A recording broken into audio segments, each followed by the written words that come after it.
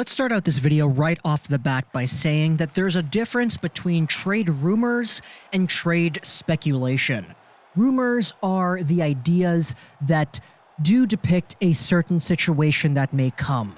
Speculation is one person taking a look at situations and inferring what they believe might be a possibility here. This is trade speculation, on the front of Taylor Hall and Luke Fox from Sportsnet. As his article, Quick Shifts, ranking teams on Taylor Hall Trade Watch, goes over a few teams that he believes, and the guys over at Sportsnet believe, could be potential trade destinations for Taylor Hall if the New Jersey Devils don't want to re-sign him, if they can't re-sign him, if they're out of the playoffs, if they make a trade. These are Sportsnet's projected destinations. Now, the reason we're talking about this is because Taylor Hall is the projected best UFA of the 2020 UFA class. He is this year's Panarin. He is last year's Tavares. He is the guy, and he's going to be really, really highly sought after if he goes to UFA free agency. Now, speculation has arisen that Taylor Hall might not want to re-sign with the New Jersey Devils, and this year has been the year that people have been labeling as the prove-it year. The year where if the Devils are good enough and up to the standards of a good NHL team, that Taylor Hall will be enticed to re-signing with. This is because last year, he was out, Hall wasn't the best, and overall, the Jersey Devils weren't all too great last year. They ended up getting a top draft pick, which turned out to be Jack Hughes, which, who would have thunk it, is the best player in the draft. But this season, in a season where they got Simmons, they got Hughes, they got Gusev, they added pretty much a full line that is a legit top 6 line in the NHL. They're off to a really bad start. They only have 2 wins on the year. They're second last in their division, and they have a minus 12 goal differential. Now, sure, they have been winning games recently. They won against Vancouver, and that was embarrassing as a Canucks fan to watch. But the Devils haven't been amazing. So this article over here on Sportsnet by Luke Fox talks about the possibilities and whether or not a Taylor Hall trade could see these teams picking up on the action here. So pretty much the article talks about teams that have the potential to get Hall because their salary cap allows that to happen, because the interest might be there, and because they're on the verge of being good teams, if not great teams, and if a Taylor Hall is added to these teams, then they automatically become much, much better. Let's go over these teams here today. We got 3 right off the bat that we're going to talk about here. The first one is the Colorado Avalanche. Now, the little excerpt here talks about how we know Joe Sakic can swing big. The Avalanche were more aggressive in free agency bidding but missed out on the big fish. No contender has more projected cap space than the Avs with $7.4 million. Seriously. Rantanen, McKinnon, Landeskog, and add Taylor Hall to that and you have a great team. Not to mention, Nazem Kadri is on that team too. Not to mention Cale Makar, Connor Timmins. They have some good pieces. And Colorado is a team that we know can be patient with trades. Remember how long it took them to trade Matt Duchene? Yeah, that took ages. And eventually, they ended up getting a boatload of stuff for Duchene. That was a 3-way deal with Ottawa and the Predators, and the Avalanche got Girard, they got a whole bunch of draft picks, and they looked great after that trade was done, and pretty much all they gave up was Duchene. So Joe Sakic is a guy who has displayed his patience in the past, and he's really allowed teams to bite on his bullet when it comes to these trade scenarios.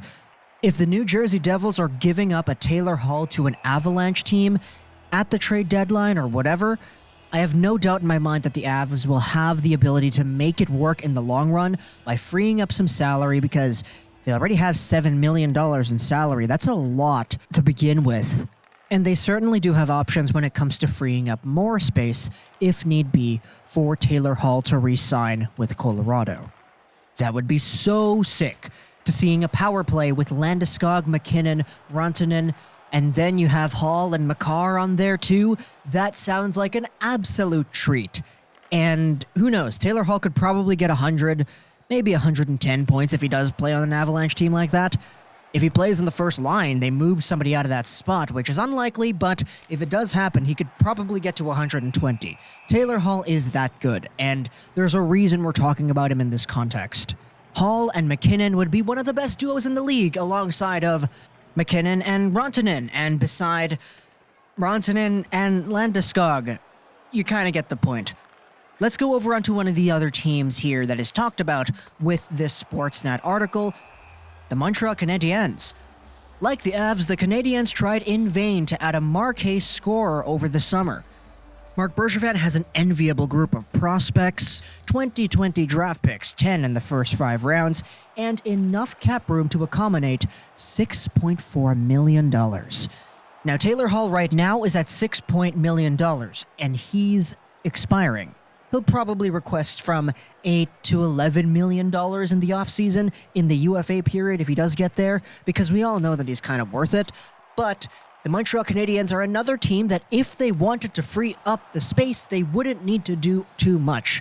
They would need to free up about $6 million. That's not too difficult, in my opinion, and they have a boatload of things that could help them do that. 2020 draft picks and awesome prospects as well. Now, the Canadiens are in need of a number 1 elite star to really change that scoring ability on the team. Sure, Jonathan Drouin is good. Sure, Jesperi Kotkaniemi is good. Sure, Max Domi is good. But they're not Taylor Hall.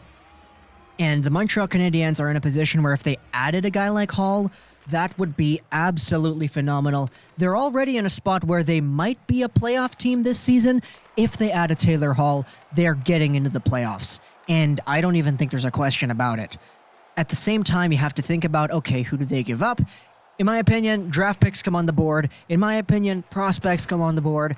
And the Canadiens have a lot of really, really good prospects. Now, I'm not saying that they should trade Cole Caulfield. That's really not what I'm saying. I think Habs fans would be devastated if they traded Cole Caulfield. I know I would be really devastated as well.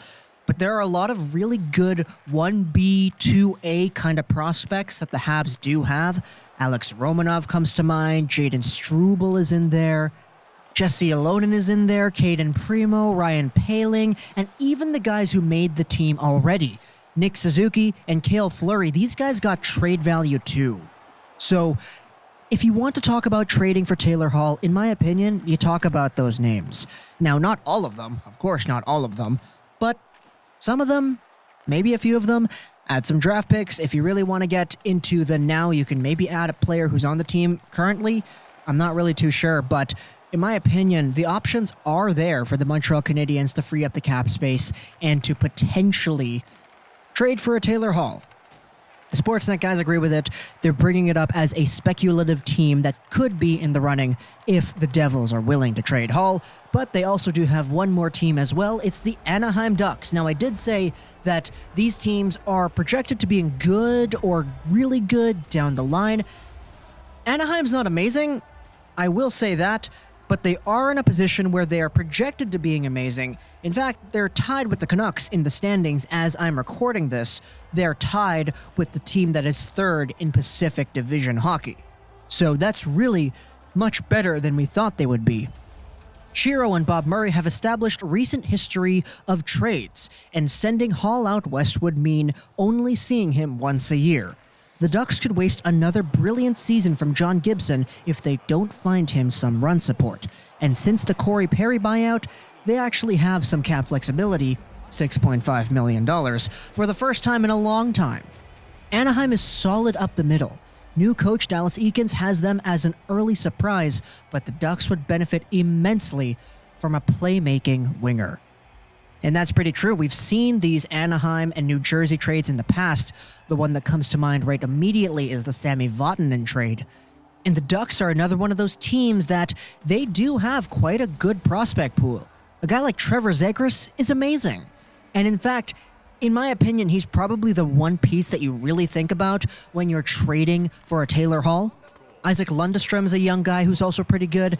Not to mention Sam Steele, Maxime Comtois, Antoine Morand. You got some really good guys over there. But in my opinion, Zegras is the big fish. You talk about his name if you're talking about a top guy like Taylor Hall. And overall, I think that it's a really big possibility if that does go down. There's a reason why Sportsnet listed Anaheim as the last team here, and it makes a lot of sense why. First off, the cap space aligns with everything that we talked about, and I really do think the trade history does play a big part of that. We've seen GMs in the past really do establish their ties with other GMs. I know Vancouver did that with Florida a ton. The Bertuzzi trade, the Luongo trade that I mentioned, and the Eric Goodbranson trade.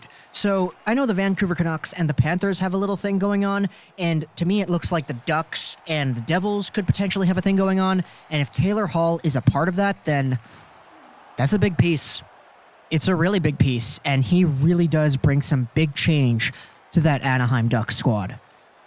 So that about wraps up our little video here. I just talked about a quick Sportsnet article on Taylor Hall and potential trade destinations. Hope you enjoyed this video. Social 99, and bye.